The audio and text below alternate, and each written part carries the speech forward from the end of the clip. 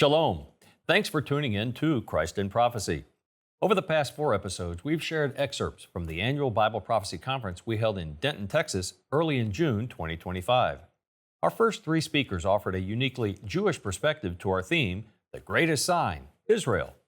My presentation drilled down specifically on that theme, and we shared portions last week. My goal in setting that theme was to highlight God's incredible fulfillment of His ancient promises to His chosen people just in recent years as Israel was reborn. And like everyone else, we've been watching the acceleration of events in Israel and throughout the region since October of 2023, when Hamas launched a satanically inspired attack against Israel from its enclave in Gaza. But we had no idea when we held our conference that prophetic events would go into overdrive with the 12-day war between Israel and Iran that kicked off less than a week later. And we'll talk more about that war again today.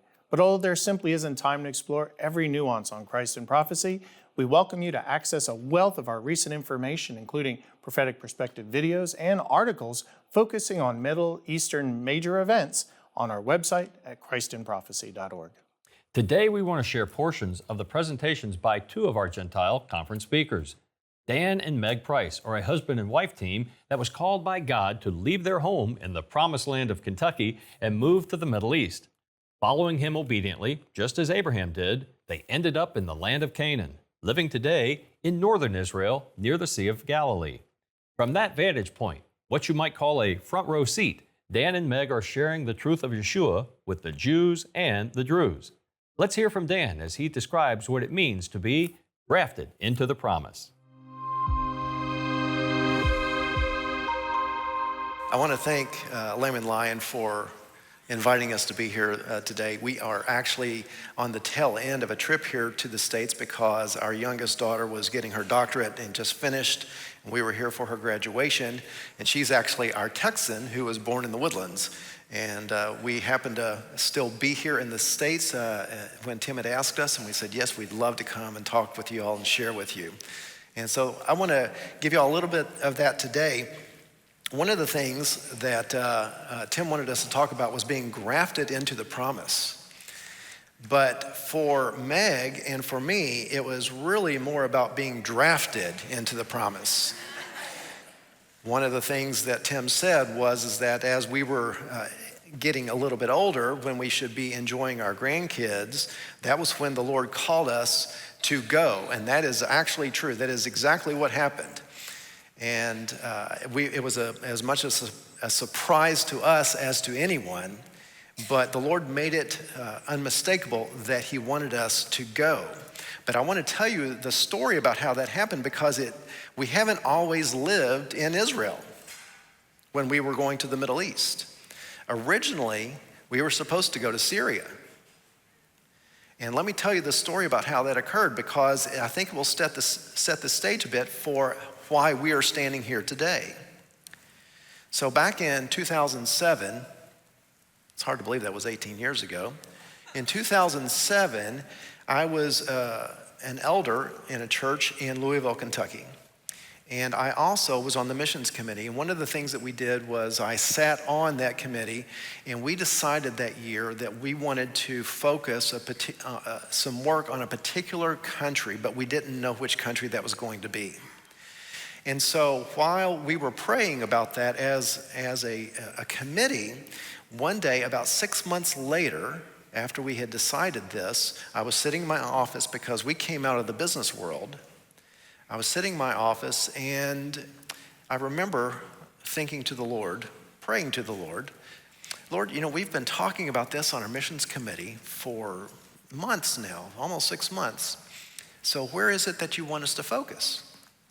And He said very clearly, I want you to focus on Syria. Now this is in 2007. And I said, absolutely not. Don't you know who those people are? They hate your people Israel, and they hate us. And the Lord said, I want you to recommend Syria. And I said, but Lord, what about Italy? Italians need Jesus just as much as anyone else, and they have great food. And the Lord said, I want you to recommend Syria. And I was getting ready to say, and he said, remember Jonah.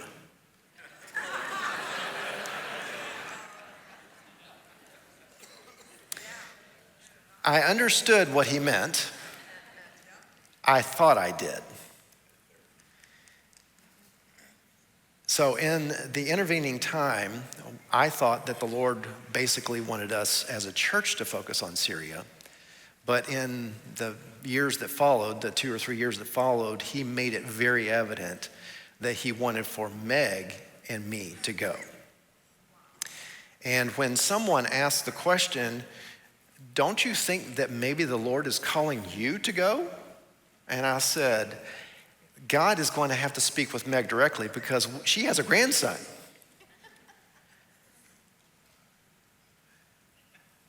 I see a lot of married couples here.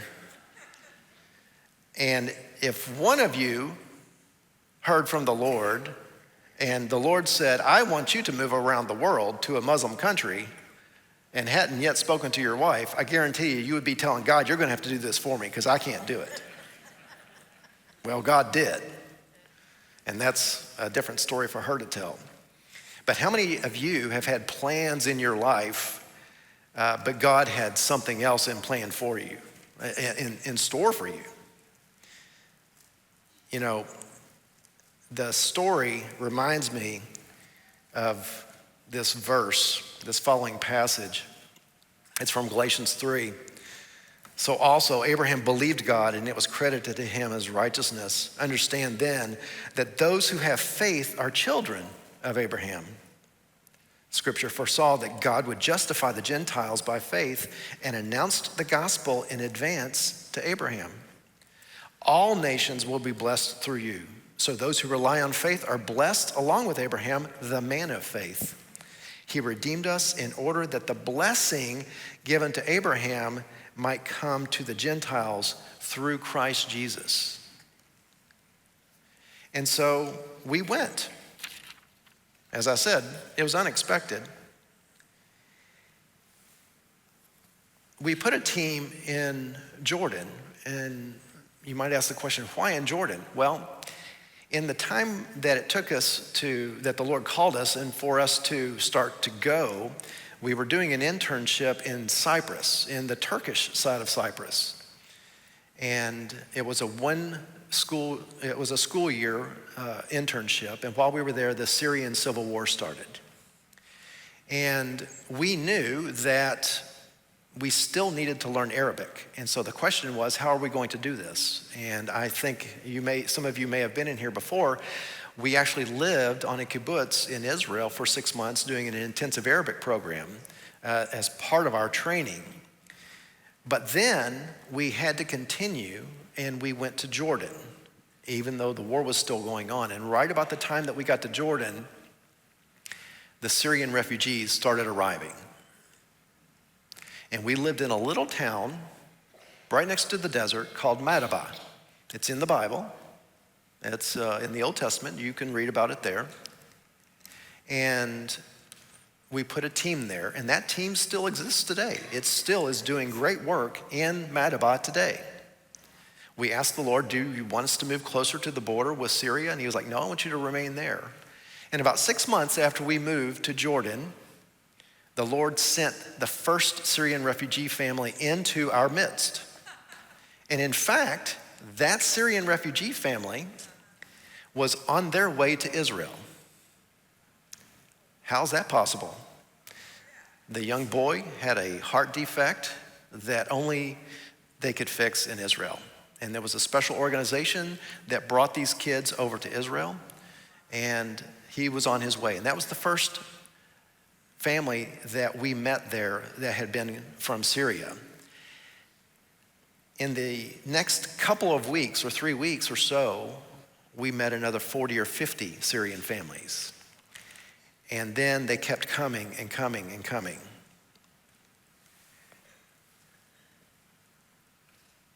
We were surprised at what happened because the Lord didn't let us go to Syria, but in that time, he sent Syria to us. And in that time, we saw a number of people come to the Lord. who were Muslims, who were Syrians, who were Palestinians, all the enemies of Israel. And we were wondering, Lord, it's so strange that we're here because we love Israel so much, and yet you've sent us to a people who hate Israel so much. Well, as we continued with the team, as we continued to do ministry, both physical ministry and outreach, people were coming to the Lord. And in 1 year, we had planned on 2 trips to Israel. Now, you can imagine that there were people who would like to come and visit us while we were in Jordan, but you're only about from here to Baruch, a river that wide. I mean, the Jordan River is not very wide. And it was like, well, let's take people over to Israel while they're here. And so we would take them over to Israel. And in 1 year, we had planned 2 trips, but instead, we made 7 trips to Israel. And I remember, I think it was on the 5th or the 6th one, the immigration officer there, she said, "You sure have been here a lot." And I said, "Yeah, no, but this is just kind of the way it's worked out." But we were being drawn to Israel during that period of time. And it was because of a people group that has not really been very open to the gospel. And you might think, well, are they Jews? No, they're not Jews. Are they Muslims? No, they're not Muslims. When we were living in Jordan, my boss came to visit us one time, and we went to a Messianic congregation in Netanya. And while we were there, I was visiting with someone from one of the organizations there in Israel, and I was asking him about the people group called the Druze, and that's D-R-U-Z-E, not Druids, but Druze. And he said, let me tell you a little bit about them. And so he did. And he said, do you know who the 2 most resistant to the gospel people groups are in the world? Now, his organization has been around a really long time, and they have a lot of statistics to go by. And I said, I have no idea. And he said, Jews and Druze. And I remember at the end of that trip, we met with one of their workers who had been working with the Druze in the Galilee. And I had asked him how many people had come to the Lord in the 40 years that he had been working. And he said, this many. And he said, I'm sure of 2. And I remember getting into the taxi on the other side of the river as we were going home to Madaba in Jordan. And I thanked the Lord, and I was looking at the dry mountains of Jordan. And I said, oh, thank you, Lord, for sending us to Muslims and not to the Druze. 1 year later, we're sitting with the same person, and he's saying, you know what? If the Lord is calling you to the Druze, I think we can sponsor visas for you, which is unheard of if you know anything about how Israel does not like to have non-Jews living there.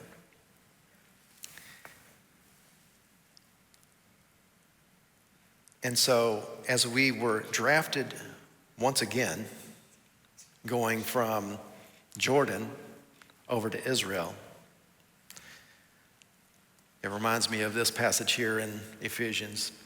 Therefore, remember that formerly you were Gentiles by birth, excluded from citizenship in Israel, and foreigners to the covenants of the promise. But now in Christ Jesus, you who once were far away have been brought near by the blood of Christ. Consequently, you are no longer foreigners and strangers, but fellow citizens with God's people and also members of his household. And so 4 years finished in Jordan, and we moved to Israel. We moved to the Golan Heights. And while we were there, one of the first things that a person does or a family does when they move to Israel is you have to learn Hebrew. This is the language of the people. And so we lived in a place called Katzrin, and they had a government-run Ulpan. Ulpan means studio in Hebrew, but it's what everyone knows is the Hebrew language learning.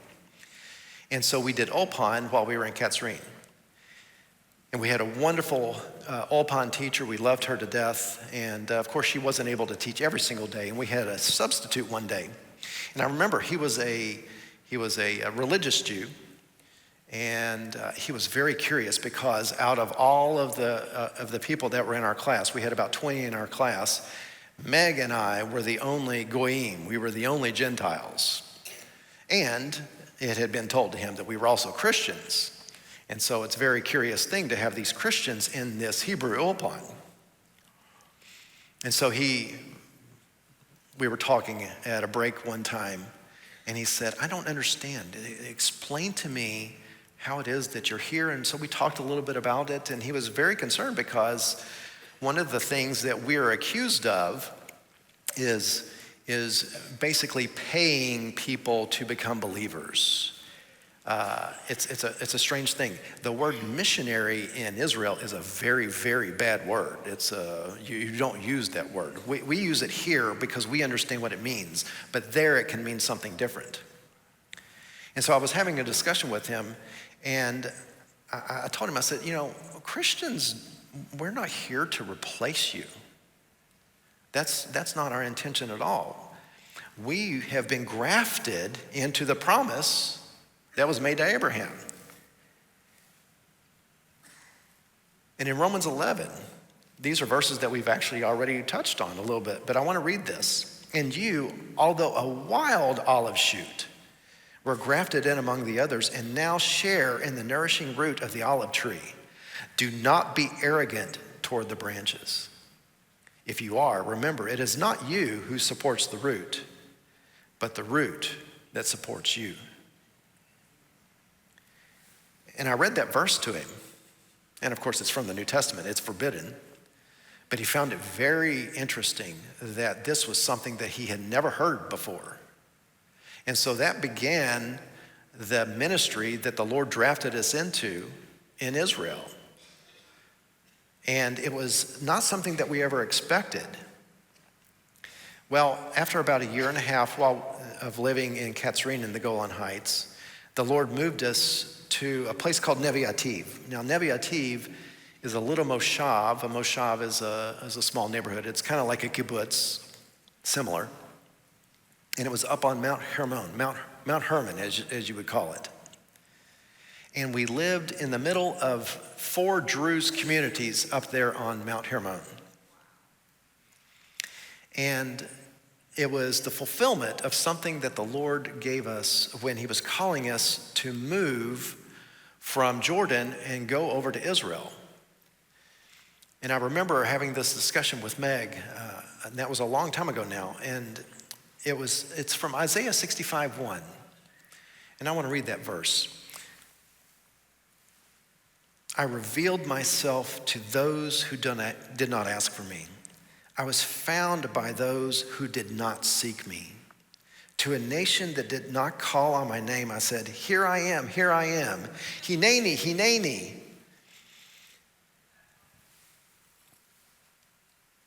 The Lord was calling us to a group of people that don't know him, don't know to ask for him, and are lost. But the Lord is saying, here I am, here I am. And who is it that's going to be able to tell the gospel to these people? And so again, we're drafted into this job that we never expected in the beginning, ever expected. Dan made an important point that is easy to overlook. Even though I asked him to speak about being grafted into the branch, the righteous branch, he emphasized that God actually drafts us into the role he calls us to. Our rightful response is always Hanini, which means, here I am in Hebrew. That is how Abraham responded to God's call, and his belief in God, demonstrated by his willingness to go where God would lead him, was credited as righteousness. With all the trauma inflicted on Israel over the years, Jews take notice when a Gentile chooses to live among them and suffer with them. And Dan and Meg have said Hanini, demonstrating their sacrificial love for Israelis by living with them in order to share the sacrificial love of Yeshua. If I could just say, as a Gentile, a believer in Jesus, living in Israel, with the rise of anti-Semitism and our Israeli friends, you've heard the expression, people don't care how much you know until they know how much you care. And Dan says that the Israelis, the Jews, don't care what we have to share with them until they know that we're willing to suffer with them. And when they see us, you, standing with them, they look at us and they say, you don't have to be here during the war. Why are you here? And when we get to explain to them that it's because of our love for the Messiah, Yeshua, it speaks volumes to them that they don't necessarily want to hear in words in other ways. One of my questions addressed the long suspicion of Jews toward those who claim to represent Christ, but seem to want to curse instead of bless the Jewish people. I asked Dan and Meg to describe their experience living in the land of Israel.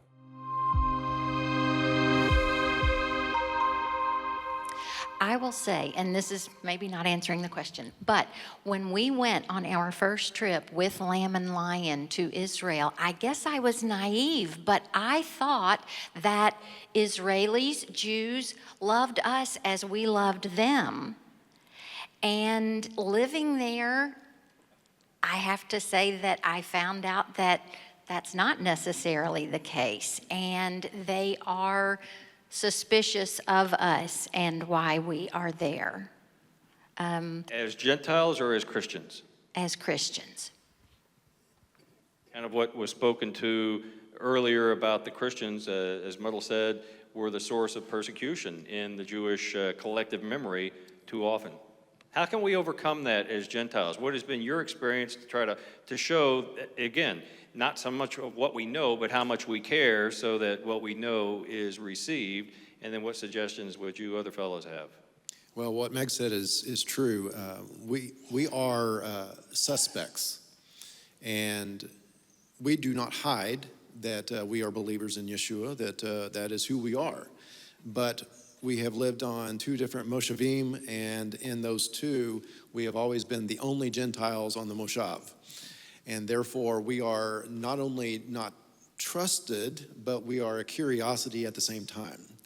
And so it's very interesting when we do end up having conversations with our neighbors of substance that they say, well, that's actually not what I understood about Christians before.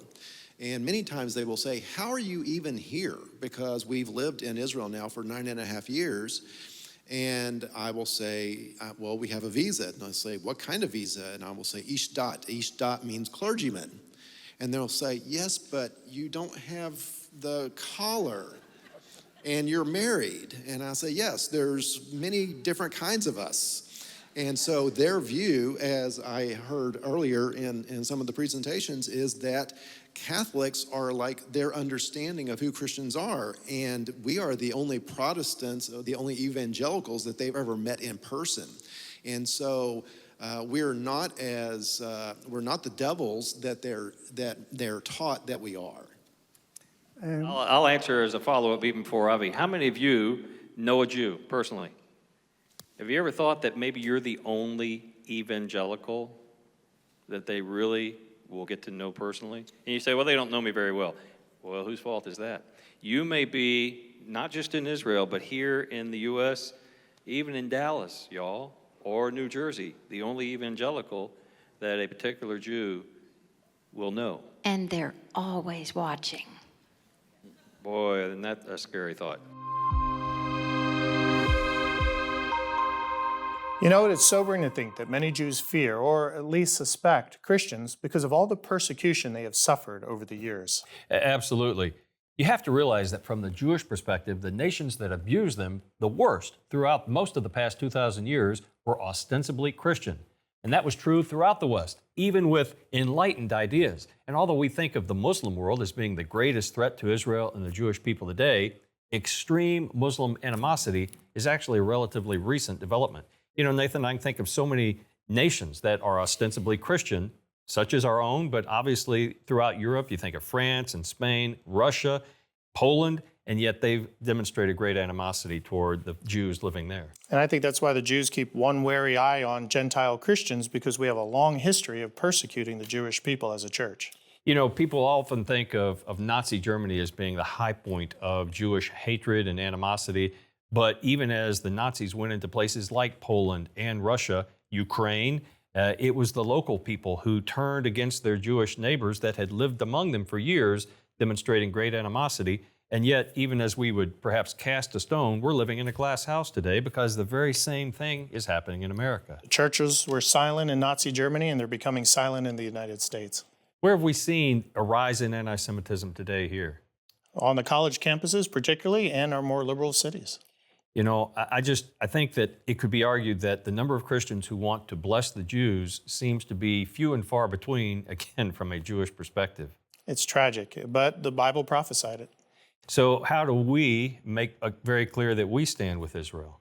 I think bless a Jew. Go out and say, hey, we love you because Christ loves you. He's got a future for you. He wants to save you and bring you to know Yeshua is your Messiah, and we stand and support him. That's why, one of the reasons why I have such great admiration for Dan and Meg Price. They actually put skin on their love for the Jewish people. As I mentioned earlier, at an age when many folks would be settling down to enjoy grown children and grandchildren, they answered God's call to go to a place he would show them. And like Abram of old, their wanderings eventually led them to the Promised Land, where they are faithfully sharing the promise of salvation again to the Jews and the Druze. And you can follow Dan and Meg's ministry at frontrowseatministries.org, where you can also sign up for the regular 3 and 3 newsfeed about goings-on from the front lines. In these episodes of Christ in Prophecy, if they've made you eager to view our annual Bible Prophecy Conference in its entirety, we hope you'll visit our online store or call the number you see on the screen. And for only $25, we'll be glad to send you a copy of the DVD or flash drive with all the conference presentations, along with 2 question and answer sessions and other bonus material. We have one more episode in store for you. Next week, we'll share a portion of Nathan's message. Nathan, what timely question did you answer to wrap up our prophecy conference? Why all Christians should support Israel. Well, I'll tell you what, folks, there you go. I can't think of a more timely and prophetically urgent way to wrap up our series of messages from our 2025 Annual Bible Prophecy Conference. It will explain why all of us who love Jesus should stand with Israel. Ask the Lord this week to lead you to a Jew you can tell about our Jewish Messiah. Look for ways to demonstrate your love so that they will be receptive to hearing about the one who came for the Jews first, but also for the Gentiles, and offers salvation and life everlasting to both. In the wonderful name of Yeshua HaMashiach, Godspeed.